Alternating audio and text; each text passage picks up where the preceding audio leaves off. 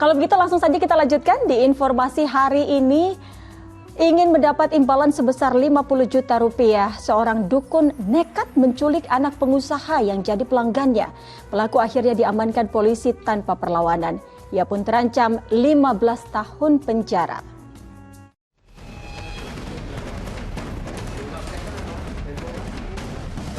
Pria bernama Suyanto, warga Kecamatan Labuhan Ratu, Lampung Timur ini diringkus aparat usai aksinya menculik seorang bocah akhirnya terungkap.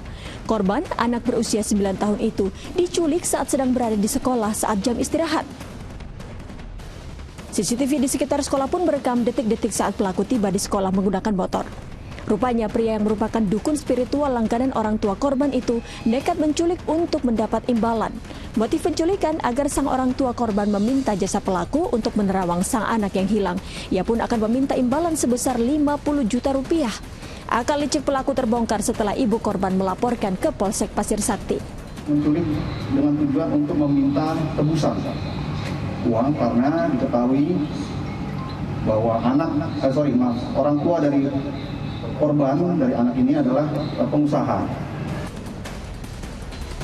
Kini pelaku menjalani pemeriksaan lebih lanjut di Polres Lampung Timur. Ia pun terancam hukuman kurungan penjara 15 tahun. Asyaf Syefullah melaporkan dari Lampung Timur, Lampung. Astaghfirullahaladzim, dengan jelas Allah Subhanahu wa Ta'ala melarang umatnya untuk mempercayai apapun kecuali hanya pada Sang Pencipta. Semoga pelaku dapat mempertanggungjawabkan tindakan kejinya pada pihak berwajib. Ustaz Arifin, kalau kita perhatikan berita tadi Ustaz, di mana orang tua korban menjadi pelanggan sang dukun. Di sini bisa dilihat bahwa banyak masyarakat di era modern ini memang masih percaya terkait hal-hal gaib seperti ini. Nah, benarkah perdukunan sudah ada sejak era pra-Islam, Ustaz? Bisa dijelaskan? Ya, memang sebelum ke pra-Islam, di zaman modern dan jangankan di kita di Indonesia yang barangkali masih ada pengaruh agama tradisional ya, di negara-negara maju seperti Amerika, Eropa, itu juga banyak orang yang percaya kepada dukun ya, yang gaib-gaib semacam itu. Nah, kalau lihat sejarahnya pra-Islam, perdukunan dan lain sebagainya pra-Islam itu bisa kita baca dalam tulisan ulama-ulama.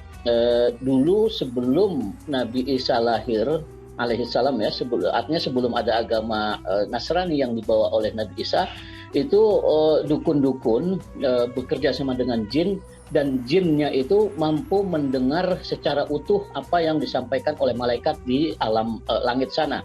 Jadi malaikat biasa akan berbicara, bahkan bertanya kepada Tuhan, kepada Allah, ini orang ini nasibnya nanti bagaimana, jodohnya bagaimana.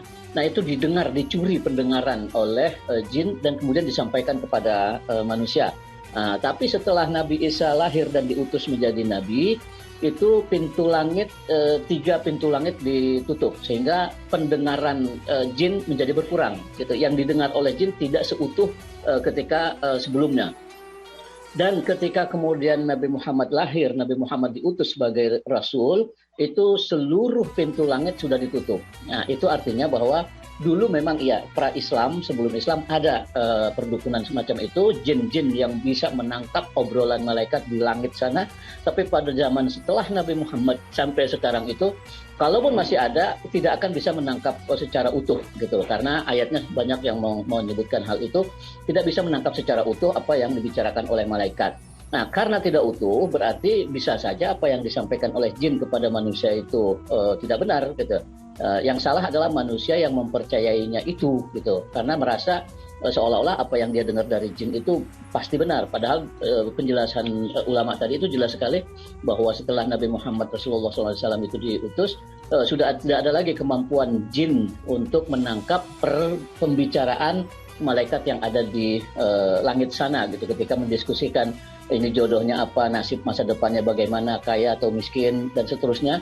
Yang biasa ditanyakan orang kepada dukun kan itu, soal nasib masa datang. Jadi itu saya kira sekilas gambaran tentang perdukunan. Tapi nyatanya memang prakteknya sampai sekarang, bahkan di negara-negara maju seperti Eropa dan Amerika pun masih kita lihat itu ada praktek perdukunan semacam itu. Gitu mungkin ya Kak Utri. Ustaz Arifin, bisa disebutkan Ustaz salah satu dalil mungkin yang menentang tegas terkait kedustaan dukun ataupun peramal? Ya, ada beberapa memang hadis ya, dalam Al-Quran juga ada. Saya ingin mengucapkan hadis di sini. Ada Rasulullah SAW pernah bersabda, "Man ata arrafan." Arraf itu artinya orang yang biasa memberitahu tentang hal-hal yang gaib. Ya dukun ya dalam hal ini. Arraf dari kata arafa ya. Orang yang mendatangi tukang peramal semacam itu kata Rasul, sholatnya tidak diterima selama 40 hari. Nah, kita bayangkan kalau kita percaya kepada dukunnya itu tidak sekali atau tidak satu dukun. Karena satu dukun ini tidak manjur, pergi ke dukun lain, itu berapa dukun? Dan berapa kali 40 hari gitu yang sholat kita yang tidak diterima. Itu salah satunya ya soal kenapa tidak diterima? Ya karena dukun itu sendiri sudah pembohong. Kenapa kemudian kita percaya kepada pembohong? Nah, lalu ada hadis lain, Rasulullah SAW juga mengatakan, "Man iktasaba ilman minan nujum iktabasa syu'batan minas sihir." Orang yang percaya kepada jin yang mengandalkan pada peredaran nujum atau bintang-bintang di langit, atau dukun yang meramal nasib manusia berdasarkan bintang di langit, kan ada gugus bintang dan macam-macam itu sama dengan mencuri secuil dari sihir. Artinya itu bukan ilmu gitu kata Rasul ya. Ilmu peramalan yang berdasarkan peredaran bintang di langit itu makanya dinamakan ilmu nujum. Nujum itu artinya bintang. Itu kata Rasul bukan berdasarkan hadis ini, itu bukan ilmu, itu adalah sihir. Nah, jelas sekali kalau sihir itu semua ulama mengatakan yang namanya sihir bagian dari kedustaan, bagian dari kebohongan, tipu-tipu. Artinya dukun ya penipu juga gitu. Kalau melihat hadis ini bohong juga. Karena yang diikuti bukan sabda Rasul, bukan ayat Al-Quran, bukan perkataan ulama yang benar, tapi yang diikuti adalah peredaran bintang yang entah apa dasarnya dia bisa mengatakan kalau bintang ke timur ini akan begini, kalau bintang ke barat ini akan begini. Itu nggak ada dasarnya sama sekali secara ilmu pengetahuan. Yang ada itu adalah bagian dari sihir. Gitu ya, dua hadis yang menyebutkan larangan dan kedustaan dukun dan peramal. Kak Utri. Nah, Ustaz, jika seseorang percaya seperti yang sudah Ustaz katakan tadi, percaya dukun ataupun peramal di mana kita tahu itu tidak benar adanya, apakah bisa digolongkan termasuk dalam golongan orang-orang yang musyrik atau apa, Ustaz? Ya, itu bagian dari musyrik, itu syirik kecil, karena kita seolah-olah percaya ada kekuatan lain yang menyaingi kekuatan Tuhan gitu. Soalnya kan Rasul sendiri sudah mengatakan, kalau saja saya tahu hal-hal yang gaib, tentu saya akan banyak berbuat baik. Rasul saja tidak tahu hal-hal yang gaib, itu tidak tahu. Rasul tidak mendapat bocoran dari Allah Subhanahu wa taala.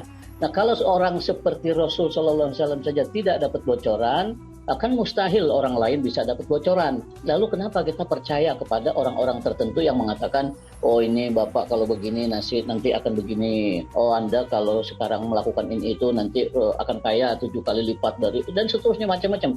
Kenapa kita bisa percaya semacam itu gitu ya? Padahal itu adalah kebohongan gitu ya. Jadi itu sama dengan mengakui adanya kekuatan lain selain kekuatan Allah. Padahal seharusnya kalau kita sudah mengakui kemahaesaan Allah dan kemahasempurnaan Allah yang mengetahui yang gaib dan seterusnya itu, ya sudah serahkan saja kepada Allah.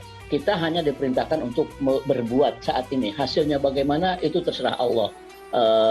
Katakanlah sekarang ini bagi mahasiswa, tugasnya belajar, ya belajar gitu. Hasilnya nanti predikat A, predikat B dan seterusnya Allah yang menentukan. Dalam pekerjaan juga begitu. Berbuat saja yang baik, yang bermaslahat, yang tidak melentang hukum. Soal karirnya naiknya seperti apa, serahkan kepada Allah Subhanahu wa taala. Karena Allah yang tahu gitu. Allah yang tahu dan Allah yang membagi-bagikan itu kepada kita. Itu baru kita berimannya secara sempurna, tidak ada unsur kesyirikan. Tapi kalau percaya kepada dukun-dukun semacam itu, sedikit atau banyak itu ada unsur kesyirikannya. Dan kita berlindung kepada Allah, karena kesyirikan itu dosa yang amat-amat besar. Karena Allah merasa disaingi. Walaupun tidak mungkin Allah disaingi, tapi Allah merasa disaingi oleh perbuatan kita itu. Kak Utri.